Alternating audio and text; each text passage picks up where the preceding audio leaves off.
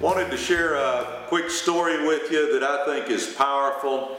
I have a cousin named Manny Carter. Manny's my mom's brother's son. He's my first cousin. Manny grew up poor like I did. For you guys that don't know me at all, I grew up on the wrong side of the tracks. There were 2 murders and a rape within 7 houses of us. It was just my mom working in a sewing factory. We had no money. Manny grew up much like I did, very poor, wrong side of the tracks. For whatever reason, I always looked up to Manny. Maybe it was because he was a few years older than I was. I don't really know, but I just always looked up to Manny. Manny would get odd jobs as a kid. Now, we're pretty young now, but he'd get odd jobs as a kid. And you know, you go, well, a lot of kids get odd jobs. Yeah, I did too, but here's the difference. Manny actually opened him a savings account and would put a lot of the money he made from his odd jobs into this savings account. Now, I hate to even admit this, but we were spending every penny we had just to pay the bills and keep food on the table. At that point in time as a kid, I didn't even know what a savings account was.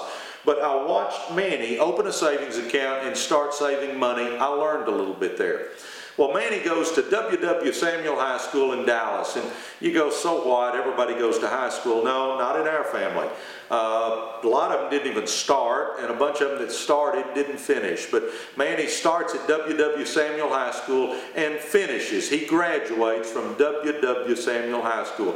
The little funny hat, the little tassel, the whole 9 yards. Manny's a graduate. Man, I was pumped. Manny graduated from high school. He did something next that nobody in our family had done prior. Now, my mom had 6 brothers and sisters, so it was a huge extended family. I had lots of cousins. Manny was the first one that went to college. Manny enrolls at the University of Texas, and Manny not only enrolls at the University of Texas, but he graduates from UT, the first college graduate, guys, in our whole family. Now, here's a neat part. Then, when he enrolled, is when I learned why he had saved some of that money, because his parents were poor. He saved that money, and that's what got him started at UT. But Manny graduates, another graduation, another funny hat, tassel, the whole 9 yards. We've got a college graduate. That's the first time I really understood what going to college meant.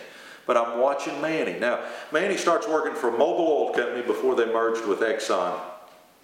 And Manny starts working his way up at Mobil, and not only that, Manny starts buying these things called stocks and bonds. I had no clue what they were at that point in time. Nobody had ever taught me any of this stuff, but I'm hanging out with Manny a little bit, and he's teaching me about stocks and bonds.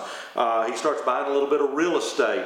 Manny starts buying little pieces of companies. He starts investing and doing all this stuff, and I'm watching Manny and learning from Manny. I remember I used to love to go to Manny's house. He lived in a big, beautiful brick home where they had beautiful cars in the driveway. It was decorated immaculately, and they always had lots of food, and everybody was having fun at Manny's, and I would go to Manny's as much as I could. I'd stay over there as much as he'd let me. It finally hit me that when the PJs came out, it was time for me to leave. But there was one night that I can remember like it was yesterday. I'm over at Manny's. We had dinner. I'm hanging out with Manny. I loved hanging with Manny.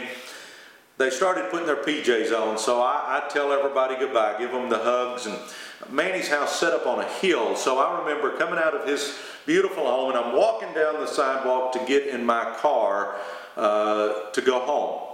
And I remember getting in my car. Now, just a quick side note, for some of you younger folks watching, this won't mean much to you, but this was a 62 Ford Galaxy that was just worn out.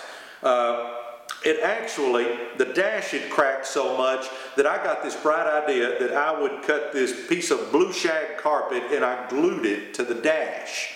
So there's blue shag carpet on the dash, and I actually in this car carried around this big suitcase that had what we used to call 8-track cassettes in it, 8-track tapes. And it wasn't this nice neat little slot in the dash that you'd put it in to play your music. we actually mounted the 8-track player under the seat right between my legs. So you'd shove this big old 8-track in there, and you'd be driving down the road in my 62 Ford Galaxy with the 440 air conditioning going. That's 4 windows down doing 40 miles an hour. The shag carpet would be blowing in the wind, and you'd be bebopping to the jams from your 8-track cassette. Now, that really has nothing to do with the story, but I just want you to get a mental picture of kind of how it looked. But I walked down that night, and I get in my car, and I'm sitting there. I hadn't started it yet. I'm holding on to the steering wheel, and my thoughts are just racing. Now, at that point in time in my life, I didn't really even know what a role model was, but my thoughts are racing in my head. And I remember as I'm fixing to drive back to 8724 Dunlap Drive, where people are getting raped and murdered, I remember sitting there thinking to myself, I want to be like Manny. I remember I turned around and said, I want to be like Manny. Manny's who I want to be like. You say, well, why are you telling us this story? It's a neat rags to riches story about Manny and all that. Well, guys, you need to understand something. I'm shooting this video right now because of a man named Manny Carter. I wrote the book Millionaire by Halftime because of a man named Manny Carter.